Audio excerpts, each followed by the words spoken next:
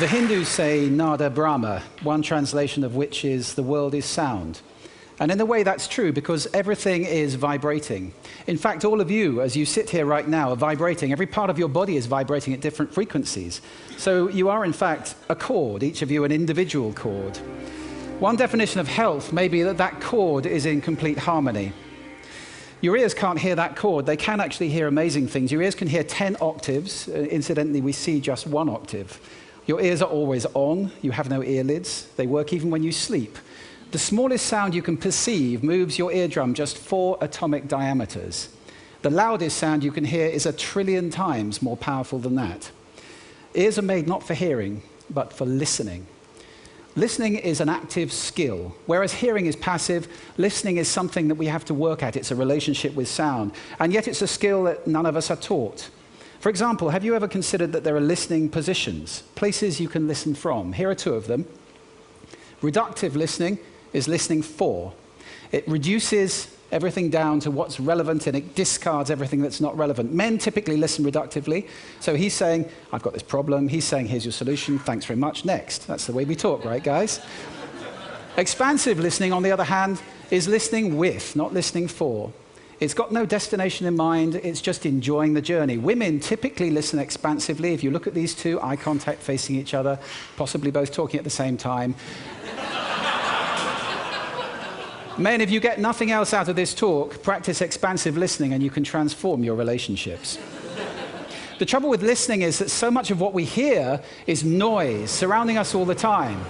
Noise like this, according to the European Union, is reducing the health and the quality of life of 25% of the population of Europe. 2% of the population of Europe, that's 16 million people, are having their sleep devastated by noise like that. Noise kills 200,000 people a year in Europe. It's a really big problem. Now, when you were little, if you had noise and you didn't want to hear it, you'd stick your fingers in your ears and hum. These days, you can do a similar thing. It just looks a bit cooler. It looks a bit like this.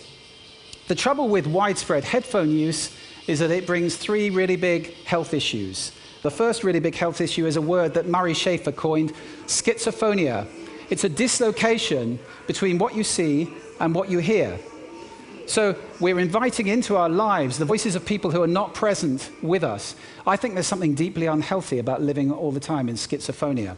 The second problem that comes with headphone abuse is compression. We squash music to fit it into our pocket. And there is a cost attached to this. Listen to this. This is an uncompressed piece of music.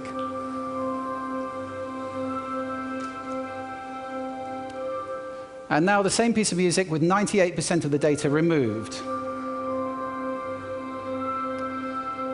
I do hope that some of you at least can hear the difference between those 2. There is a cost of compression. It makes you tired and irritable to have to make up all of that data. You're having to imagine it.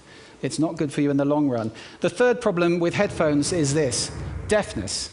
Noise-induced hearing disorder. 10 million Americans already have this for one reason or another. But really worryingly, 16%, roughly 1 in 6 of American teenagers suffer from noise-induced hearing disorder as a result of hearing headphone abuse. One study in an American university found that 61% of college freshmen had damaged hearing as a result of headphone abuse. We may be raising an entire generation of deaf people. Now, that's a really serious problem. I'll give you 3 quick tips to protect your ears, and pass these on to your children, please. Professional hearing protectors are great. I use some all the time. If you're going to use headphones, buy the best ones you can afford, because quality means you don't have to have it so loud. If you can't hear somebody talking to you in a loud voice, it's too loud. And thirdly, if you're in bad sound, it's fine to put your fingers in your ears or just move away from it. Protect your ears in that way. Let's move away from bad sound and look at some friends that I urge you to seek out. WWB, wind, water, birds. Stochastic natural sound composed of lots of individual random events, all of it very healthy, all of it sound that we've evolved to over the years. Seek those sounds out, they're good for you. And so is this. Silence is beautiful. The Elizabethans described language as decorated silence. I urge you to move away from silence with intention and to design soundscapes just like works of art have a foreground, a background, all in beautiful proportion. It's fun to get into designing with sound. If you can't do it yourself, get a professional to do it for you. Sound design is the future, and I think it's the way we're going to change the world, the way the world sounds. I'm going to just run quickly through 8 modalities, 8 ways sound can improve health. First, ultrasound we're very familiar with from physiotherapy. It's also now being used to treat cancer. Lithotripsy, saving thousands of people a year from the scalpel by pulverizing stones with high-intensity sound. Sound healing is a wonderful modality. It's been around for thousands of years. I do urge you to explore this. There are great things being done there, treating now autism, dementia, and other conditions.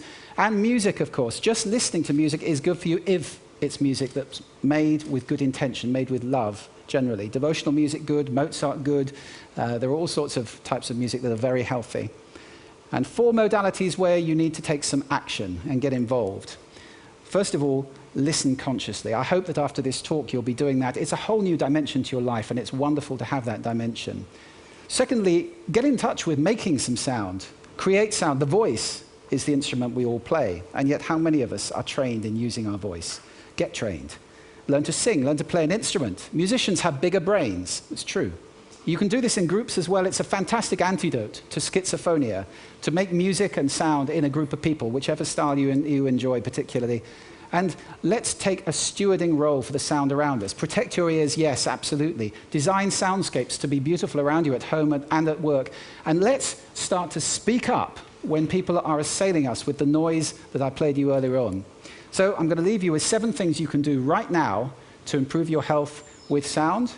My vision is of a world that sounds beautiful. And if we all start doing these things, we will take a very big step in that direction. So I urge you to take that path. I'm leaving you with a little more birdsong, which is very good for you.